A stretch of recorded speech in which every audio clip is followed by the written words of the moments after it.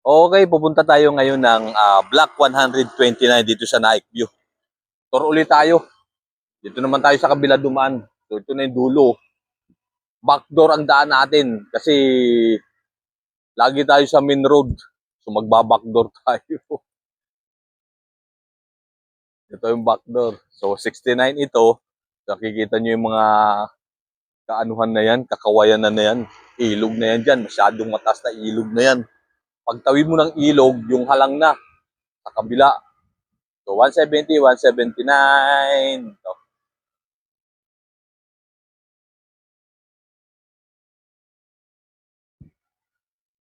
wow, sarap.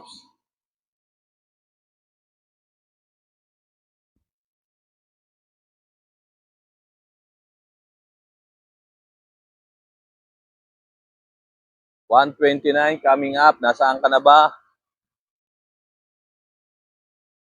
Pabalik-balik na tayo dito sa pabahay at ang content natin pabahay. Pero ang hirap talaga kabisaduhin yung mga block and lot.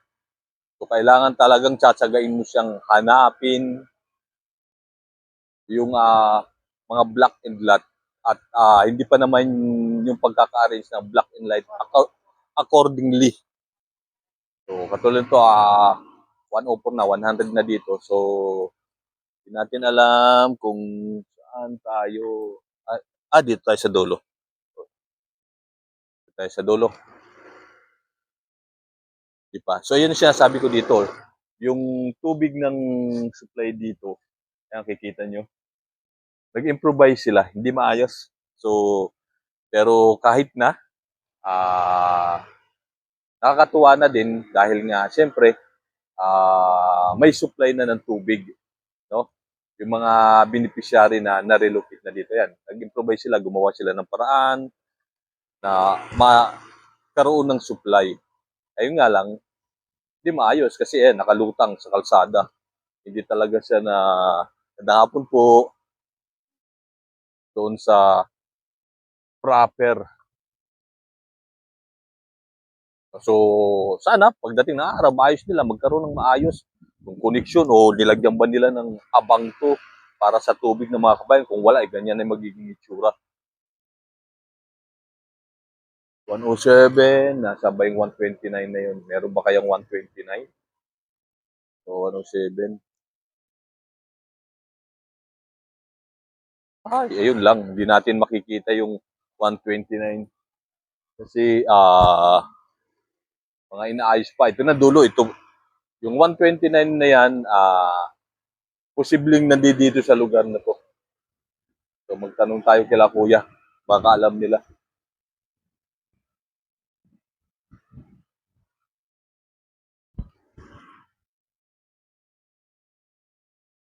Kuya, ang gandang hapon. Saan dito yung Block 129, kuya? Wala pa din. Pero nandito lang sa lugar na to, no, kuya, no? Oo, Night View. Night View, kuya. So, salamat, kuya. Dito tayo na. Magparada tayo dito. Ikot ko lang kayo para magkaroon lang kayo ng idea ng kontraktor ako, kuya. Salamat, kuya. Sa gusto. Dito. Off muna. So, okay, yun. Ito yung mga bakanting bahay pa. Kung di ako nagkakamali, basta nandito kasi nandoon kung nakakita nyo, ah, 104, 112, 113, yung mga previous video natin, no? Wala pa siyang 127 na ginagawa na black. Pero yung possible na maging bahay ninyo, nandito lang po yung sa lugar na to. Sa dulo na nitong Naik View. Ayan o. Na kasi yung dulo niya. So nakapagtanong tayo dun sa mga empleyado na gumagawa ng mga pabahay, wala rin silang idea pa kasi may kanya-kanyang task yung mga empleyado na gumagawa ng pabahay ng gobyerno. No, merong sa pintor, merong mason, merong sa tiles, merong sa kuryente, no? 'Yun yung mga empleyado mga ginagawa nila. Ito na yung pinakadulo. Ayan, dito. Ayan, kikita nyo yung mga gagawin pa yan, mga ayusin pa. So nakakatuwa lang kasi may poste na, no? Ito yung problema dito sa may Naik View. Una, kuryente. Pangalawa, yung tubig. Kasi yung tubig, yung linya, although may papakita ko sa inyo yung mga hose. May makita kaya tayong hose para magkaroon ako ng sample sa inyo. Kung wala, wala talaga. Ayun.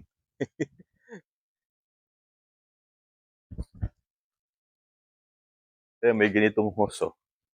Ito, alam ko to ay linya ng tubig. Yan. Para pagpasok dyan sa loob na yan. Problema lang, yung mga nadaanan natin, wala silang mga tubig. So nag-improvise sila, no? Kung saang merong supply papunta doon sa kanilang mga bahay. Kaya makikita yung mga hose, nasa kalsada lang, nakatawid lang. Okay? So ayun, ito yung magiging lugar na ito. Pinakadulo na to. Dulo na to ng Naik View. Yan o.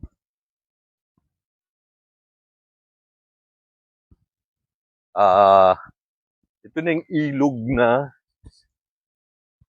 dami talagang ilog, pero napakataas ang ilog. Ay, grabe oh. Nagre-react yung lupa dito. Kita nyo yung saigo. Natipak, ang kapal ng saig, pero natipak dahil nga nagla-landslide. Ay, nakakatakot oh. Oh, ayos ah. Pwede ka palang maligo din. Napakataas pala nito oh. Titingnan nyo oh. Taas niya no. Oh, parang malinaw oh. Nagla-landslide oh. Pwedeng dumaan dito ah. Oo. So yun oh. Nag-landslide na oh. Kita nyo may halo na, may nakahang na. So kaya itong semento na to nag-crack na. Ayan oh.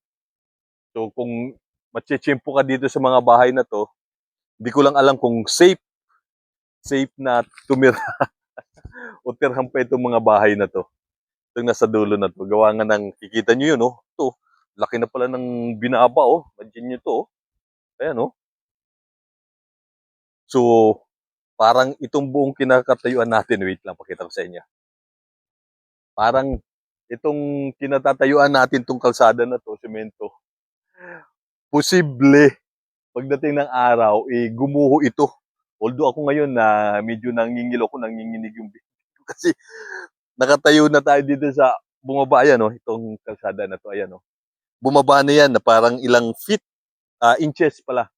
Ayan, tipak na yan, oh. Tipak na yan, hanggang doon sa kabila na yun, oh. Tingnan nyo. Mga tipak. So, ilog yan dyan, oh. Kikita nyo ba? Ilog yan dito. Try ko nga maglakas. Ayan, oh. Kita ko sa inyo. Yung lugar, ayan, oh. Uy, kakalula, ayan, oh. Nag-landslide na. Bumabagsak na yung kalsada, ano dito, buhangin. Pero, nakatuwa kasi may ilog. Pwedeng maligo, although hindi naman sa malinaw, pero tingin ko pwedeng paliguan. So, kumbaga, on your risk. No? Nakakalula na nalulula na ako. Taas talaga dito pag nandito kayo, promise. Ayan, tingnan nyo. Oh. Nakakalula. Ayun yung ilog. Oh. Galing, ganda. Parang first time kong nakita itong ilog na to na malakas yung tubig. Kung naririnig nyo sa background natin yung daluyong ng tubig kasi parang may bato doon. Naririnig nyo rito. At makikita nyo doon, oh. Ayun, oh. Papunta doon, dire-diretso. At tingnan nyo yung mga puno. Ipapantay ko. Ganyan sa kataas, oh. Ayan, oh. Diba? Pagka naka-flat ka sa lupa, naka-type ka, ganyan yung pwesto ng mga puno na yun. Ayun, lulula ko. Purong tayo. Ayan siya. Yung mga dulo na ng mga kawayan, nung halos kapantay natin kung saan tayo naririto sa mga pabahay dito sa Kalubkob. Paglipat mo dyan sa kabila na yan, alam ko halang na yan. No? Pagtawid mo dito sa ilog na to. Ang lusod mo yan, pagka dinire-diretso mo yan, papuntang Indang, hindi ako nagkakamali, Silang, tapos sa may San Roque. Yung dun sa may crossing, sa may 7-Eleven. No? So, ayan. Lugar natin. Okay. So, ayun yung paghahanap natin sa possible na mga magiging bahay ninyo. Nakaka-discover tayo ng mga lugar na katulad nito. Ayan, oh. Ang taas ng ilog. Pero itong lugar, pagdating ng araw to, parang magiging useless na. And then itong bahay na to, ganun din, no? Kasi di na safe, bumabagsak na talaga. Itong kung saan tayo nakatayo ngayon, bumababa na ito. So, hindi ko lang alam kung patitirhan pa yan or yung malilipad dito kung patitirhan pa nila ng Initsay, titira pa dito kasi baka anytime bigla na lang matangay itong mga kabahayan na to gawa nga ng naglalandslide na lang ito. Except kung gagawa nila ng reprapping. Pero sa tingin ko, hindi na nila gagawin yun na i-reprap ito. Na i-reprap pa itong lugar na to. So, ayun lang. Maraming salamat sa mga walang sawang sumusuporta sa ating YouTube channel, sa mga nagsasubscribe. Maraming salamat po sa inyong lahat sa walang sawang pagsuporta ninyo sa YouTube channel natin. Go na po tayo. Thank you po.